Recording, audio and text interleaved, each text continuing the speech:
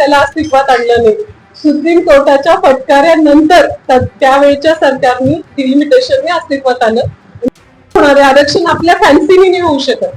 संविधानाने काय सांगितले की जनरल पुरुष जनरल महिला करते ही त्यांनी थोडक्यात नारी शक्ती वंदन या कायद्याचे आपल्याला या ठिकाणी सांगावे, कायद्याबद्दलची माहिती सांगावी. देशाचे पंतप्रधान नरेंद्र मोदी आता महिलांसाठी नवीन कायदा तयार करणार आहेत.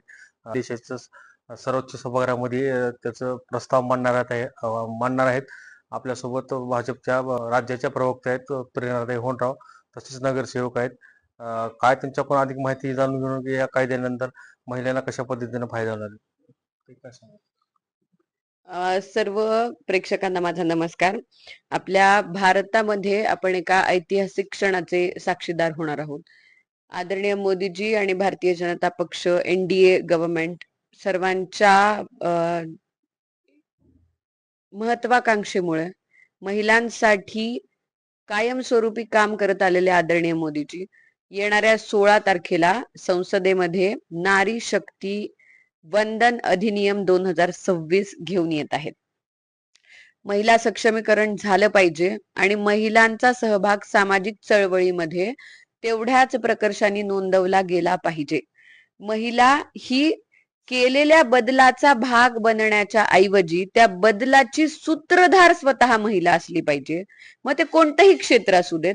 मागच्या काळामध्ये आपण बघितलं गेल्या 2 दशकांपासून आदरणीय मोदीजी सातत्याने आपल्या देशामध्ये महिला सक्षमीकरण व्हावं, समाजातली शेवटची महिला तिची ताकद वाढावी आणि त्या बरोबरीनेच आज ते जो ऐतिहासिक निर्णय करतायत नारी शक्ती वंदन अधिनियम हे महिलांना लोकसभा आणि विधानसभेमध्ये 33% आरक्षण मिळवून देणार आहे.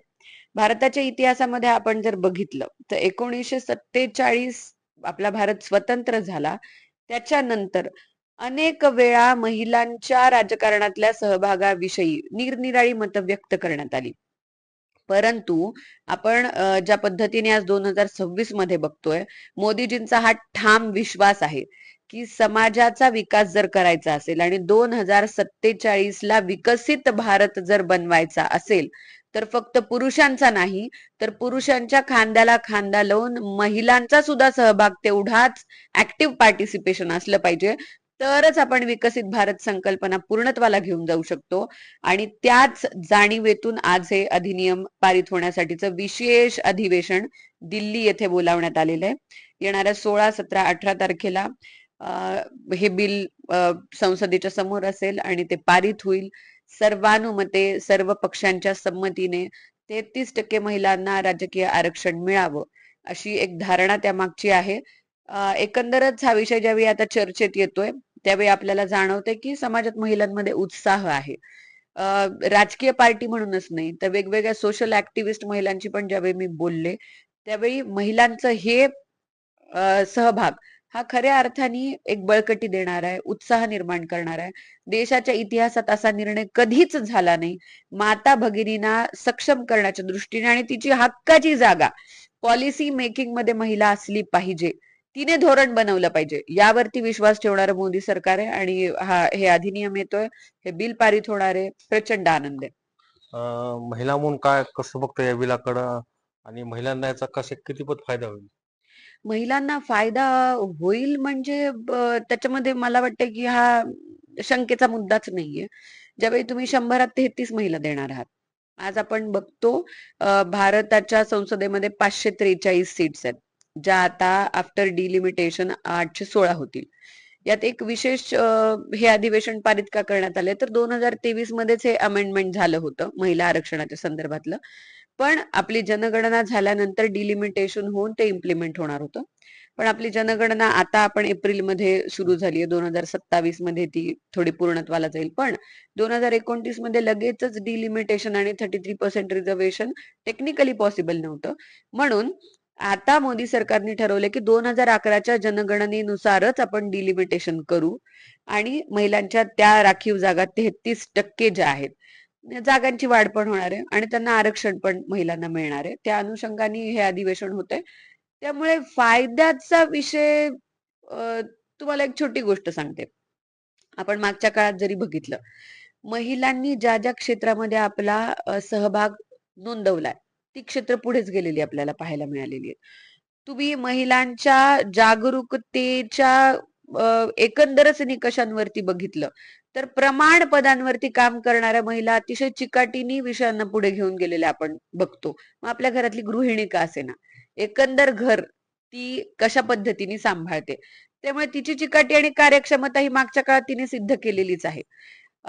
अनेक महिलांची उदाहरणं आपल्याला देता येतील. आज महाराष्ट्रामध्ये मोठ्या पदांवरती महिला काम करतात. आपल्या चीफ सेक्रेटरी महिला होत्या. अतिशय उत्तमरित्या महाराष्ट्र पुढे नेलेला आपण बघितलाय त्यांनी.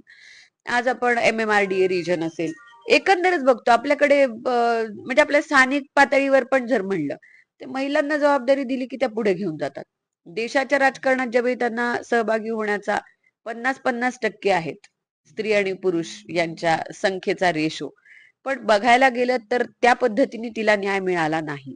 आणि मोदीजींच्या जनसामान्यांमधून आलेल्या नेतृत्वामुळे त्या समाजातल्या भगिनीचं स्थान हे निश्चित असावं यासाठी त्यांचा जो प्रयत्न दिसतो तो सामान्यांच्या रिप्रेझेंटेशन मधून आलेला आहे.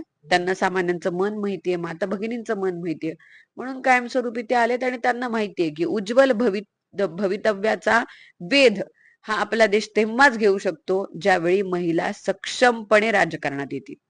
त्यांनी कशा पद्धतीचं आवाहन करण्यात आपण निश्चित आणलं. मला उद्या नारी शक्ती वंदन अधिनियम 2026 जो संसदेमध्ये येणार आहे हे बिल, मला सगळ्या माता भगिनींना, फक्त माता भगिनींना नाही तर बांधवांना पण अशी विनंती करायची आहे की आपण 9667173333 या नंबरवरती, नंबर मी पुन्हा सांगते, 9667173333 या नंबरवरती नारी शक्ती वंदन अधिनियम 2026 साठी मिस्ड कॉल देऊन आपला सपोर्ट, आपला पाठिंबा दर्शवायचा आहे. जेणेकरून हा जो नंबर आहे तो त्या पाठिंब्यासाठीचा आहे. आपण माता भगिनींसाठी होणारा हा ऐतिहासिक निर्णय, त्यामध्ये आपलाही खारीचा वाटा असावा, त्या दृष्टीने आपण एक मिस्ड कॉल या नंबरवरती पाठिंब्याचा द्यावा ही विनंती मी आपल्या माध्यमातून सर्व प्रेक्षकांना करते. धन्यवाद.